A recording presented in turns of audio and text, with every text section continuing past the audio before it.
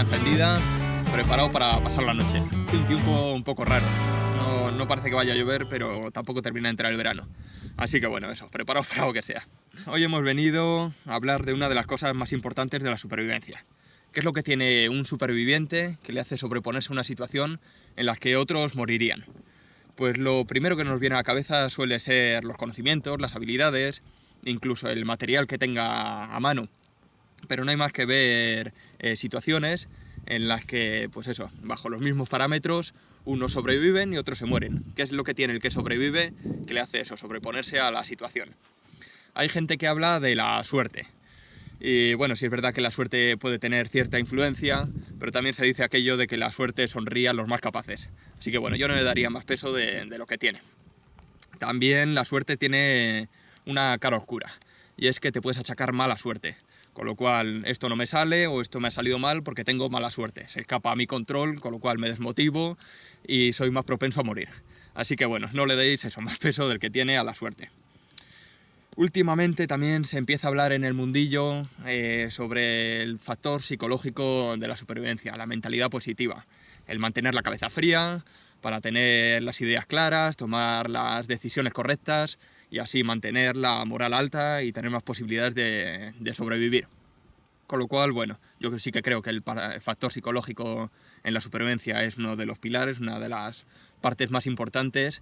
Y bueno, hay cantidad de libros sobre ello, cantidad de vídeos, yo incluso tengo uno que introduce un poquito al tema, lo dejaré por aquí. Así que bueno, el factor psicológico sí que es eso, uno de los pilares del superviviente.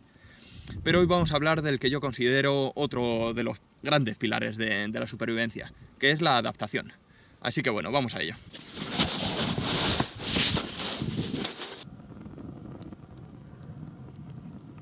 Ya Darwin nos hablaba de esto. Las especies evolucionan para adaptarse a su entorno, y la que no se adapta se extingue.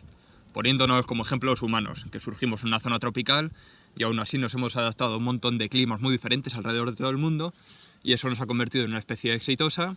Hemos llegado a ser muchos y hemos construido esta sociedad, esta civilización. De hecho, hemos avanzado tanto como sociedad que hemos conseguido adaptar el entorno a nosotros, en vez de al revés. Si tenemos frío, damos a la calefacción. Si tenemos calor, aire acondicionado. Si tenemos hambre, tenemos una cajita en la que hace frío, se conservan los alimentos dentro. Pero lo que ocurre es que cuando salimos al campo, pasamos de ese entorno adaptado a nosotros a otro entorno que exige que seamos nosotros los que nos adaptemos a él. Y mucha gente cuando sale al campo no se da cuenta de ello y sigue actuando como si estuviese en su casa, como si estuviese en ese entorno adaptado a ellos. Esto no se trata de una lucha contra la naturaleza. La naturaleza no es un ente maligno que nos quiera matar, que nos quiera machacar. Simplemente aquí ocurren cosas, unas nos vienen mal, otras nos vienen bien, y somos nosotros los que nos tenemos que adaptar y sacarle provecho a ello.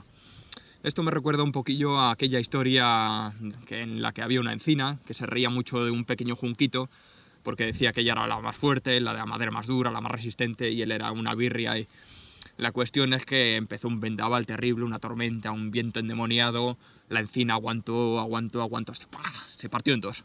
Mientras tanto el junco se dejó llevar por el viento, se combó, y una vez que pasó el temporal se volvió a poner de pie. El junco se adaptó a la situación, fue flexible, no intentó luchar contra la situación. Así que, bueno, yo creo que con esto ya os he convencido de que hay que ser flexible, de que hay que ser adaptable. Ahora vamos a ver cómo lo hacemos.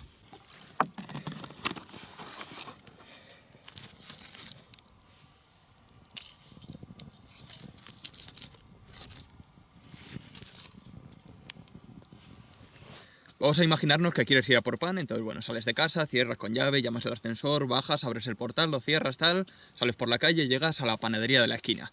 Muy bien, estás ahí. Pero ahora te pones a pensar y no recuerdas la acción, no recuerdas cómo has llegado hasta ahí, no eres consciente de ello. ¿Esto cómo puede ser? Pues esto es gracias a los esquemas mentales. Quedaos con ese concepto, esquema mental. Es un proceso que tiene una estrategia, que tiene el cerebro, para llevar a cabo acciones sin necesidad de procesar conscientemente todos esos millones de datos que te llegan mientras las realizas. Es una especie de plan que realiza el cerebro a partir de recuerdos, a partir de experiencias previas, a partir de emociones, y entonces crea una especie de plan sobre lo que vas a hacer y la lleva a cabo sin necesidad de que la parte racional, la parte consciente del cerebro, le dé el visto bueno. Así que bueno, en este caso perfectamente, nos ha llevado de casa hasta la panadería. Pero, ¿qué pasa si han cambiado la panadería de sitio?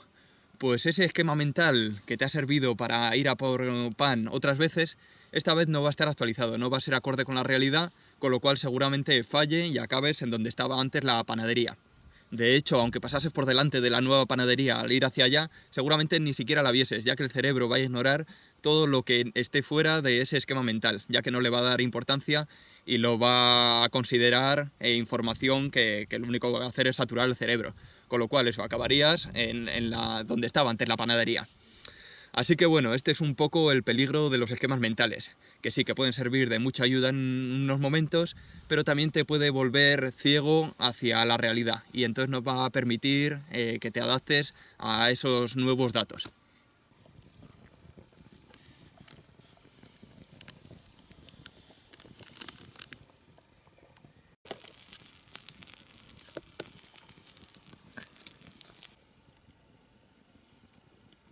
Llevándolo a un ejemplo un poco más hacia lo nuestro, hacia el monte. Estás planeando una ruta que quieres hacer al día siguiente, entonces bueno, miras imágenes del sitio para ver cómo es, miras en un mapa la ruta que vas a seguir, miras el pronóstico del tiempo para ver qué ropa meter o qué no meter. Entonces bueno, con todos estos datos sobre la ruta en particular, más todos los recuerdos que tienes de otras rutas o de otras experiencias, otras emociones, te creas un esquema mental de la actividad que vas a realizar al día siguiente. ¿Qué pasa? Que luego estás allá realizando esa excursión y algún dato de los que habías mirado cambia. O bien que un cruce que había en el mapa no existe, o que han fallado con la previsión meteorológica. Pues bueno, estos datos, a no ser que los analices conscientemente, seguramente lo que hagas es adaptarlos a tu esquema mental, para que coincida con tu idea que tenías de la excursión, en vez de adaptar tu esquema mental a los datos reales, en vez de actualizar tu esquema mental. Así que bueno, yo creo que es interesante saber cómo funcionan estos dos esquemas mentales, más que nada porque es un poco la base de muchos de los accidentes que ocurren tanto en entornos naturales como en el día a día. Así que bueno, eso yo creo que es importante.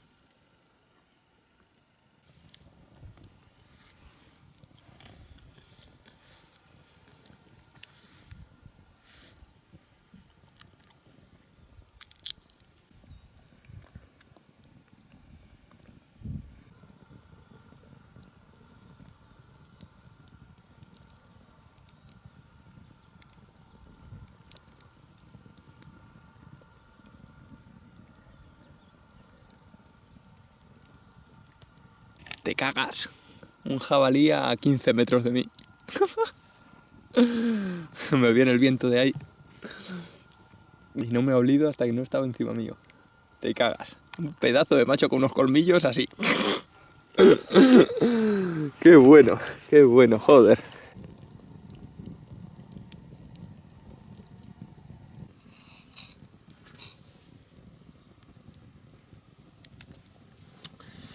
Bueno, pues la solución así más drástica que tendríamos para esto sería no utilizar esquemas mentales. Ser conscientes de todo lo que nos rodea, de todas las decisiones que tomamos, pero claro, estamos hablando de algo imposible, ya que nuestro ordenador no es tan potente, no es capaz de procesar tantos millones de datos.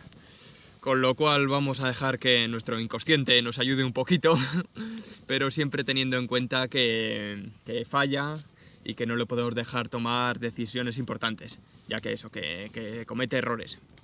Así que bueno, una solución un poco más realista sería estar un poco atento a las cosas, ser un poco consciente de lo que tienes alrededor. Yo qué sé, no hacer lo típico de ir andando por un camino, desconectar, ponerte a pensar en tus cosas y mientras ir avanzando, porque ahí es cuando ese esquema mental empieza a trabajar y es cuando pueden ocurrir fallos. Así que eso, estar un poquito atento a las cosas. Hace año y pico grabé un vídeo sobre eso, que os voy a dejar por aquí también, que yo creo que está bien. En resumen, y aviso que va a sonar un poco atópico, vive el momento, no el plan.